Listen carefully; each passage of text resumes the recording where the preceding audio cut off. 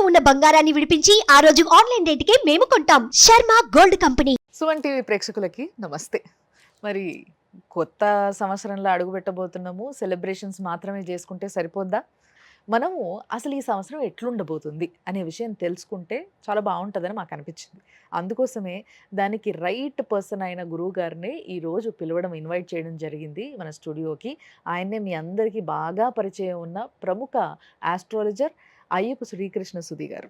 మరి గురుగారు నమస్తే. నమస్కారం అండి. సో గురుగారు మిథున రాశి.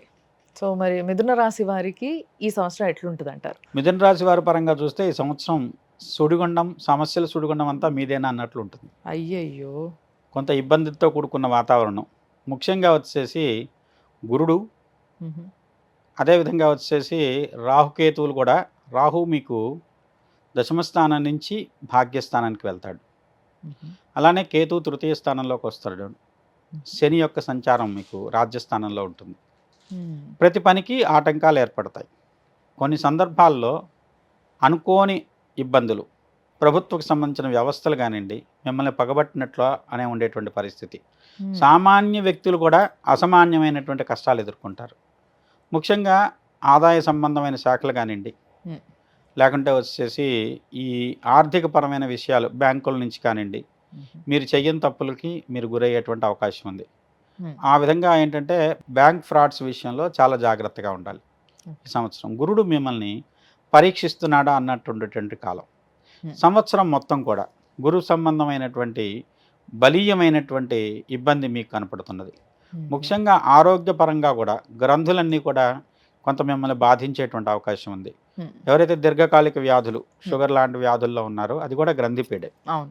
అలానే గొంతు సంబంధించినటువంటి పరిస్థితుల్లో మాట అనేది మిమ్మల్ని కొంచెం ఇబ్బందికి గురి చేసే అవకాశం ఉంది. అనవసరంగా ఎవరితోనూ వాద వివాదాలు, తగాదాల్లోకి వెళ్ళొద్దు. మీకు ఉద్యోగంలో ఉన్న వాళ్ళకు కూడా కొన్ని వ్యతిరేక్తమైన పరిస్థితులు మీకోసం ఎదురు చూస్తున్నాయి. ఎక్కడ అవకాశం దొరుకుతుందా మిమ్మల్ని పట్టాలని చూసేటువంటి వ్యక్తులు కాచుకొని ఉన్నారు. కాబట్టి దీని విషయంలో మీరు జాగ్రత్తగా ఉండకపోతే మీ యొక్క కష్టాలను మీరే కొని తెచ్చుకున్నట్టు అవుతుంది. ఈ విధంగా అన్ని రకాలుగాను ఒక రకమైనటువంటి ఇబ్బందికరమైన వాతావరణం. 2025వ సంవత్సరం ఇది 9 సంఖ్య, బుధుడు 5. బుధుడు కుజుడు ఇద్దరు పరస్పరమైనటువంటి శత్రువులు. తద్వారా మిథున రాశి మీద కుజుడు యొక్క వేధ కూడా. మీరు మంచి రామ అన్నా కూడా అదొక తప్పుడు మాటగా మాట్లాడి దాన్ని తీసుకుని వచ్చి దాన్ని మిమ్మల్ని ఇబ్బంది పెట్టేటువంటి పరిస్థితులు ఏర్పడుతున్నాయి. కాబట్టి దాని విషయంలో అత్యంత జాగ్రత్తతో వ్యవహరించండి. ఏ రకమైనటువంటి ఇబ్బందులు కొని తెచ్చుకోమాకండి.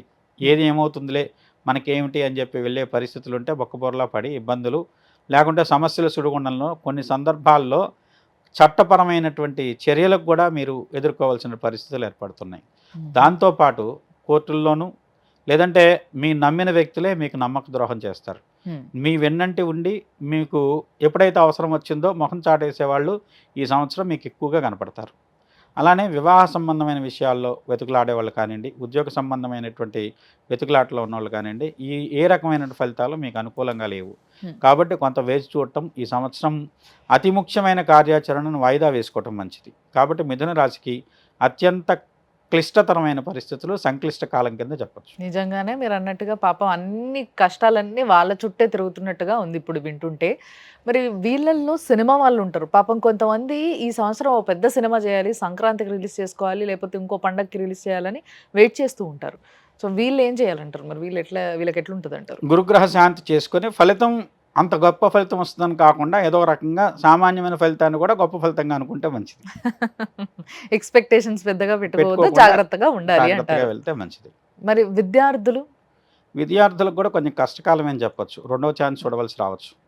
అయ్యయ్యో, అంత ఇబ్బంది ఉంది గురుగ్రహం వల్ల. గురుడు వ్యయంలో ఉన్నాడు, విద్యాకారకుడు. అలానే వచ్చేసి 9 సంఖ్య మిథున రాశికి అంత అనుకూలమైన సంఖ్య కాదు. తద్వారా ఏంటంటే 9 సంఖ్యతో వీళ్ళని కొంచెం ఇబ్బంది పెట్టేటువంటి అవకాశం ఉంది. అందువల్ల ప్రతిదీ కూడా వీళ్ళకు ఏ రంగమైనా కావచ్చు. అసలు వివాహం చేసుకోవాలంటే 2025 చేసుకోకపోవడం మంచిది.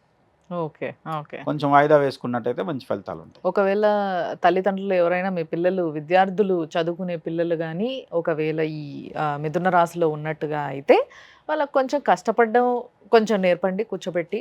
అండ్ అంతేకాకుండా ఒకవేళ డుక్కి కొట్టినా కూడా ఏమనకండి, పాపం క్షమించేయండి. ఈ సంవత్సరం వాళ్ళకి బాగాలేకపోతే వాళ్ళు మాత్రం ఏం చేస్తారులే. మరి వీళ్ళు ఏ పూజ చేయించుకుంటే బాగుంటుంది అంటారు? ముఖ్యంగా గురుగ్రహ శాంతి, అలానే ఆరోగ్యం కోసం దక్షిణామూర్తి, మృత్యుంజయ శాంతి చేయించుకోవటం అవసరం. తద్వారా వీళ్ళకి కొంత, అందులో రాహు కూడా, అంటే కొంత దిష్టి దోషం, వీళ్ళ దగ్గర ఏమీ లేదు, ఇబ్బంది పడుతున్నా కూడా అయ్యో పాపం అనే వాళ్ళు కూడా ఎవరు ఓదార్పు కూడా లభించిన పరిస్థితి కనపడుతుంది. దానికోసం ఏంటంటే వీళ్ళు కొన్ని జాగ్రత్తలు తీసుకోవటం, అలానే నిత్యం ఒక రకమైనటువంటి దైవారాధన, అది కూడా ఏంటంటే గురువు సంబంధమైన దైవం. అలానే 3 లోకాలకి గురువుగా శ్రీకృష్ణుని అనుకుంటారు. కాబట్టి ఆ శ్రీకృష్ణుని ఒక గురువుగా భావించి పూజ చేసినట్లయితే, ఎందుకంటే ఎన్ని కష్టాలు వచ్చినా పాండవులను ఎలా అయితే ఆయన ప్రతి కష్టంలోనూ ఆదుకున్నాడో, అలానే ఒక రకమైనటువంటి మీకు మార్గనిర్దేశకుడిగా ఆయన్ని గనక మీరు నిత్యం స్మరించినట్లయితే, ఆయన 3 లోకాలకు గురువు కాబట్టి, కృష్ణం వందే జగద్గురు కాబట్టి ఈ యొక్కమైన శ్లోకము, ఈ యొక్కమైన భావంతో మీరు కనుక కృష్ణుని నమ్మితే మీకు చాలా సమస్యలు పరిష్కారం కాగలుగుతాయి. కాబట్టి కృష్ణుని గురువుగా భావించి పూజ చేయండి, తులసితో పూజించండి, మీకు ఉన్నతమైన ఫలితాలు ఉంటాయి. జగద్గురువే దిక్కు అని చెప్తున్నారు అనమాట. మొత్తం మీద చాలా బాగా క్లియర్గా చెప్పారు. దీన్ని బట్టి మిథున రాశి వాళ్ళందరికీ కావాల్సిన క్లారిటీ దక్కిందని అనుకుంటున్నాం. కాబట్టి దీనికి సంబంధించి ఇంకేమైనా వివరాలు తెలుసుకోవాలనుకున్నా కూడా గురుగారి నంబర్కి మీరు అపాయింట్మెంట్ తీసుకొని వెళ్ళి కలిసి తెలుసుకోవచ్చు. లేదా ఇదే వీడియోని మళ్ళీ ఒకసారి ఫస్ట్ నుంచి చూడండి, ఇంకా క్లియర్గా అర్థమవుతుంది. చాలా చక్కగా చెప్పారు గురుగారు. Thank you. నమస్కారం.